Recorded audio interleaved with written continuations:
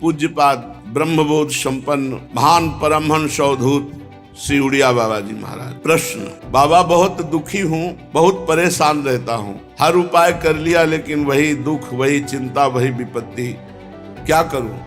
भैया भगवान पर विश्वास करके भजन करो। एक एक शब्द महापुरुषों के अगर जीवन में उतार लोगे तो कभी दुखी नहीं होगे।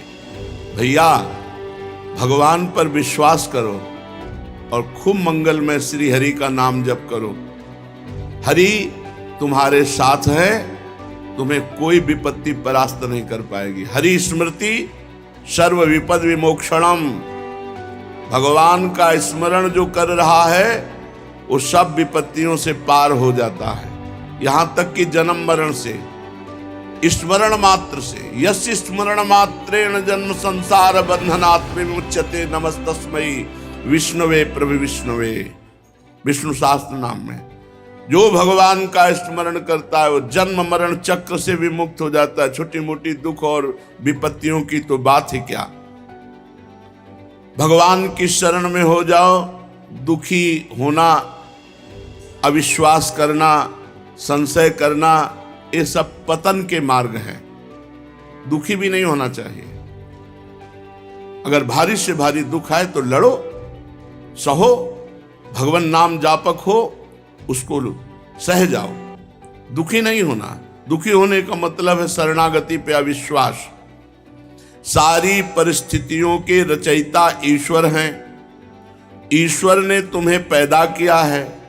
जिन प्रभु ने तुम्हें बनाया, जिन प्रभु ने तुम्हें पैदा किया इस संसार में, वही तुम्हारे कर्मों को मिटा सकते हैं। दुख मिलता है पाप कर्म का फल और लौकिक सुख मिलता है पुण्य।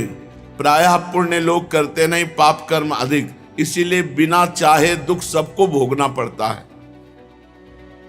जिन प्रभु ने सूर्य की रचना की, चंद्रमा की रचना की और तुम्हारे शरीर की रचना की, यदि तुम उन्हीं प्रभु का भजन करोगे तो तुम्हें प्रभु बुद्धि योग प्रदान कर देंगे।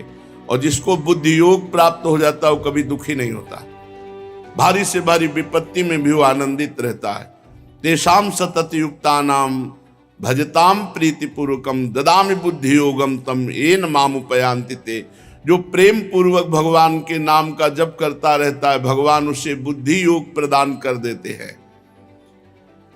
किंतु आवश्यकता सर्वतो भावेन, अपने आप को भगवान की शरणागति में पुष्ट करना है। मेरा तन, मेरा मन, मेरा प्राण, मेरा सर्वस्व श्री भगवान को समर्पित है, क्योंकि ये श्री भगवान का ही है। और खूब नाम जप। अपने आप को भगवान पर न्यौछावर करके देखो। अपनी सारी अहमता ममता को भगवान के चरणों में रख के देखो। तुम सदैव प्रसन्न रहोगे, सुखी रहोगे। बाबा भजन नहीं होता। बाबा ने बताया भजन ही सब दुखों का नाशक है। तो बाबा भजन नहीं होता। अरे भजन होता है, सिद्धों का भजन करना पड़ता है। भगवत चिंतन का अभ्यास डालो। देखो, एक समय भोजन पाओ और खूब डट के भजन करो। ये आते हैं, जैसा अभ्यास कर लो वैसा हो जाता है। ये मन बहुत बदमाश है। ये कहता है बर्बाद ना हो जाए, मतलब थैला भरते चले जाओ, बर्बाद ना। जीवन बर्बाद हो रहा है इसकी चिंता नहीं, समय बर्बाद हो रहा है इसकी चिंता नहीं, महापदार्थ बर्बाद नहीं होने चाहिए। अरे भाई तो बर्बाद काहे को करो? पहले से एक रखवा लो, 2 रोटी, 1 गुलाब जामुन, थोड़ी सब्जी, बस हो गया। 24 घंटे में 400 ग्राम अन्न पाने से बहुत बढ़िया दिनचर्या चल जाएगी। गृहस्थ है तो थोड़ा 800 ग्राम कर ले। इसलिए बाबा से कहा भजन नहीं होता, तो बोले भजन होता तो सिद्धों का है। साधक को तो भजन करना पड़ता है, और भजन करने के लिए एक समय भोजन पाओ, पर एक समय ऐसा नहीं कि दबा दबा के एक समय तुम पालो। नहीं, अगर ऐसा स्वभाव है तो 2 समय पालो, थोड़ा थोड़ा पाओ। भोजन जहर भी है और अमृत भी है। थोड़ा पाओगे अमृत है, ज्यादा पाओगे भजन के लिए जहर है। नहीं भजन में मन लगेगा, आप देख लेना। और अपनी सेवा किसी से करवाओ मत। भजन पूरा होने के लिए नियम बता रहे हैं। भजन का अभ्यास करो, भोजन एक समय या 2 समय थोड़ा पाओ। भगवत मार्ग में चलने वाले को उचित आहार से नहीं जीवन चलता, भजन से जीवन चलता। भगवत मार्ग का आहार भजन है, रात दिन भजन। और दूसरी बात, अपनी सेवा जब तक शरीर स्वस्थ हो बिल्कुल मत कराओ किसी से। जैसे रसोई में भोजन बनाते हैं साधक, और आप बैठ के भोजन पा लेते हैं। अब आपको ऐसी सेवा करनी चाहिए जिससे रसोई में भोजन बनाने वालों की सेवा बन जाए। आप शौचालय साफ कर दीजिए, आप उनके सामने फ्लोर साफ कर दीजिए। अपनी सेवा नहीं, बहुत सावधानी का ये मार्ग है। किसी का कुछ भी प्रतिग्रह ना लो, आपका तो कोई जिम्मेवारी नहीं। अब इस समय तो श्री जी सब आपका कर रहे हैं। आप किसी की सेवा स्वीकार न करें, वैसे भी किसी से सेवा स्वीकार न करें। अपने शरीर की स्वयं सेवा करें। विरक्त को केवल मांगने का अधिकार रोटी है बस। ये जो रुपया मांगते हैं विरक्त नहीं, पाखंड है। मांगना नहीं है। महलों में रखो चाहे झोपड़ी में बांस दो, ये हरि के ऊपर की बात है।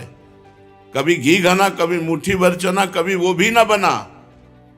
कभी दिगंबर, कभी बाघंबर, कभी दुशाला ओढ़े, कभी राख में, कभी फुटपाथ में, कभी महलों में। यह साधु का जीवन रहा है। भगवान दत्तात्रेय जी से पूछा कि आप कर्म तो करते नहीं हैं, और कर्म के बिना अर्थ नहीं मिलता, अर्थ के बिना विषय भोग नहीं, विषय भोग के बिना शरीर पुष्ट नहीं। आपका बहुत बलवान शरीर दिखाई दे रहा है, इसका मतलब आप विषय सेवन करते हैं, अच्छे अच्छे पदार्थ पाते होंगे। पूछा तो उन्होंने कहा कि ये जो शरीर पुष्ट है ये प्रसन्नता से पुष्ट है, भगवत प्रसन्नता से। हर समय प्रसन्न रहना। देखो आप अभी खिल जाओगे, लेकिन चाहे जितना करोड़पति हो, वो चिंता में ही अरबों के रुपया में लगा हुआ है। 100 रुपया वाला 1000 रुपये का चिंतन, 1000 रुपये वाला 10,000 का, 10,000 वाला लाख का, करोड़ करोड़ अरब। बस चिंतन में सूखा जा रहा है। भगवत चिंतन नहीं, भोगों का चिंतन, रुपये का चिंतन, नाना प्रकार के विषय पदार्थों का चिंतन। इसलिए विरक्त को केवल मांगने का अधिकार है रोटी बस। भगवान आद्य गुरु शंकराचार्य जी ने कहा, भिक्षान्नम औषधम क्षुध व्याधि चिकित्सताम। क्षुधा रूपी व्याधि की चिकित्सा करो भिक्षा रूपी अन्न से, और सदगृहस्थ अपनी कमाई का खाओ। ये नहीं कि यहां हलवा बट रहा है, हाथ फैला दिए। नहीं, क्यों? हम क्यों दूसरे का पाएंगे? नहीं पाएंगे। हम मेहनत किया है। अगर वो हलवा पाते हैं तो 5 रुपया उसके पास रख देते हैं। वो नहीं लेता है तो हम हलवा नहीं लेते हैं। किसी आश्रम में पाते हैं तो अगर हम कहीं पाए तो कितने का पा जाएंगे, तो 50 रुपया, 100 रुपया, तो हम वहां ठाकुर जी के सामने 100 रुपया रख देते हैं जाके। गृहस्थ आदमी कभी दूसरे का अन्न न खाए। विरक्त केवल अन्न मांग सकता है, रुपया, पैसा, वस्त्र नहीं। उसकी व्यवस्था योगक्षेमम भाव में हम स्वयं श्री भगवान करते हैं। विरक्त को गृहस्थ के घर में शयन करने का अधिकार नहीं। दरवाजे के बाहर या स्कूल या कोई वट वृक्ष या कोई देवालय, गृहस्थों के बिस्तर पर विरक्त को सोने का अधिकार नहीं है। पूज्यपाद सिउड़िया बाबा जी महाराज। जिसे अपना परम कल्याण करना हो, इन बातों को निश्चित मान ले। निरंतर नाम जप, आराध्य देव गुरुदेव का ध्यान, और अपने आचार्य ग्रंथ का गायन, पाठ, स्वाध्याय।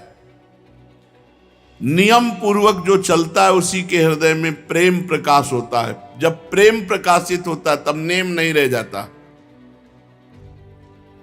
विचारवान पुरुष जब भगवत मार्ग में आगे बढ़ता है तो उसकी निंदा होने लगती है। ध्यान दीजिएगा, उसकी निंदा होती है। उसको सहन करना ही आगे अध्यात्म की ऊंचाई पर चढ़ना है। आप गृहस्थ हैं, भजन करेंगे, आपको 4 लोग उपहास है, देखो ये आगे तिलक लगाए, कंठी बांधे, बड़े भगत बनते हैं। उपहास करेंगे आपका, आपको शांति पूर्वक मुस्कुरा के चल देना है, जो आपकी भक्ति बढ़ेगी। और अगर आपने पलट करके उपहास करने वालों का विरोध किया तो फिर आप अध्यात्म की ऊंचाई पर नहीं चढ़ पाएंगे। विचारवान पुरुष को निंदा और स्तुति दोनों फूलों की तरह समझना चाहिए। निंदा भी और स्तुति भी समान भाव। निंदा और स्तुति में अनासक्त भाव रखो। उपासक दूसरों के दोष नहीं देखता, अपने चित्त की चिकित्सा करता रहता है, अपने चित्त को देखता रहता है। अतः किसी की भी तरफ देखो मत, उनके दोष मत देखो, उनके दोषों का वर्णन मत करो, उनके दोष सुनो मत। जो संसार की भक्ति करता है वो ये देखता है ये दोषी है, ये गुणी है, ये अच्छा है, ये बुरा है। जो भगवान की भक्ति करता है वो सब जगह अपने भगवान को देखता है। भगवान की भक्ति करने वाले को भगवान मिलता है, संसार की भक्ति करने वाले को संसार मिलता है। अब इसका मतलब यह नहीं कि विरक्त भेष है तो भगवान ही का भगत होगा, संसारी पैंट शर्ट पहने तो संसारी होगा, नहीं, उल्टा हो सकता है। भेष विरक्त है तो हो सकता है वो संसारी हो, और वो पैंट शर्ट में तो हो सकता है वो महान भक्त हो। ये अंदर के चिंतन का विषय होता है। एक भगवत लीला में जाया करते थे देखने, भगवान की रघुनाथ जी की क्रम से लीला चल रही थी, और उनका एक दोस्त था जो क्रम से नाटक चल रहा था, उस नाटक देखने जाते। अब जो लीला में जाते हैं उनका चित्त बार बार यही कहता कि यार नाटक में क्या आनंद बरस रहा होगा। तो जैसा दोस्त बताता वो बैठे लीला में उसी का चिंतन करते। अब ये जो दोस्त संसारिक लीला देखने जाता था नाटक, उसको लगा यार मैं कितना नीच हूं, मेरा दोस्त भगवान की लीला देखता है, कैसे सुंदर भगवान बोलते हैं, कैसी सुंदर लीला करते हैं, धिक्कार है, बहुत मैं नीच हूं, ऐसा उसकी भक्ति बढ़ने लगी और उसमें संसारिकता बढ़ने लगी। चिंतन, वो जा रहा है संसारिक दृश्य देखने, लेकिन उसको अपने में मैं कितना नीच हूं। तो हो सकता है गृहस्थ वेश में हो, वो सोचता हूं मैं कैसा नीच गृहस्थ हूं, नाना प्रकार के भोग भोगता हूं, धन्य है इनका जीवन जो भगवान में निरंतर लगे हुए, उसकी भक्ति बढ़ जाएगी। और कितने सुखी हैं संसार के लोग, सब भोग भोग के, हमारे पास तो कोई सुख सुविधा नहीं। अब विरक्त होकर विषय चिंतन, भोग चिंतन, वो नीचे पतित हो जाएगा। इसलिए चित्त का मार्जन करना, चित्त को पवित्र करना है। अपने चित्त को देखो कि तुम्हारे चित्त में चिंतन क्या हो रहा है। जो चिंतन है वही साधना है, बाहर की क्रिया साधना नहीं है। बाहर हो रही आरती और चिंतन क्या हो रहा है। बाहर आप भगवान के समीप खड़े हो लेकिन चिंतन में कहां हो। बाहर आप फावड़ा चला रहे हो लेकिन आपका चिंतन भगवान का हो रहा है, आप महान भक्त हैं। बाहर आप सांसारिक कार्य कर रहे हो लेकिन आपका चिंतन राधा राधा, और वो भगवान के समीप खड़ा संसार का चिंतन कर रहा है, खास बात नहीं है। जिसकी भगवान के नाम जप में आसक्ति हो जाती है, वो चाहे एकांत में हो चाहे समाज में हो, वो लाभ ले पाएगा। और जिसकी भगवान के चिंतन में आसक्ति नहीं, तो एकांत भी उसका बंधन कारक ही होगा, क्योंकि उसका मन एकांत पाकर शासन करने लगेगा। इसलिए जिनका मन अभी भगवदाकार नहीं हुआ, उनको रोज सत्संग सुनना चाहिए, साधु समागम में रहना चाहिए। नहीं तो मन बड़ा चंचल है, वो भोजन पाते समय, स्नान करते समय, बातचीत करते समय और शयन के समय ये विशेष चंचल हो जाता है। प्रारंभ में देखा कि जब स्नान करने लगे तो या तो कोई पाठ लगाओ, नहीं तो विस्मरण हो जाएगा शौच स्नान के समय। भोजन पा रहे हो तो कोई बड़ा पद लगाओ, जिसे भोजन पा रहे, अब शुरू कर दो, प्रथम यथामति प्रणमोसी वृंदावनति रम्य, अंदर ही अंदर, और पूरी एकाग्रता रखो। देखो आपका भोजन भी भजन हो जाएगा। और शयन के समय पूरी साधना करके जब मध्याह्न में विश्राम या सायं शयन, एकांत में रात्रि में शयन, उस समय मन बड़ा चंचल होता है, उस समय संभाल लो। कोई आजकल तो मोबाइल चल गए, पहले तो थे नहीं, तो मोबाइल आदि से गंदी बातें देखना या गंदा चिंतन करना या कोई गंदा पूर्व का पीछे का, ये आपको पतित कर देगा। बहुत सावधान। और बातचीत करते समय भजन छूटता है, लेकिन अभ्यास करो सामने नाम लिखने का। तो बातचीत हम कर रहे हैं, लेकिन वो एकाग्रता हमारी अंदर ही अंदर नाम में लगी हुई है। भगवान के नाम का जप और गुरु और संत सेवा, भगवंत सेवा, ये बहुत जल्दी अंतःकरण को पवित्र करते हैं। और प्रपंच की बातें करने वाला, अश्लील गंदी बातें करने वाला, ये बहुत जल्दी हृदय को अपवित्र कर देते हैं। ऐसे भजन से कोई लाभ नहीं मिलेगा जो अश्लील संभाषण स्वयं बोलता है, अश्लील बातें सुनता है, प्रपंची लोगों के बीच में बैठता है। सांसारिक लोगों के बीच में बैठने वाला कभी भजनानंदी नहीं हो सकता। हाँ, जो भजन में परिपक्व हो चुका है, सिद्ध हो चुका है, तो श्रीमद राधा सुधा निधि, वो चाहे बहिर्मुख पुरुषों के बीच में बैठे, वो चाहे विषयों को ग्रहण करे या त्यागे, वहां कोई फर्क नहीं पड़ता, क्योंकि भगवदाकार वृत्ति रहती है।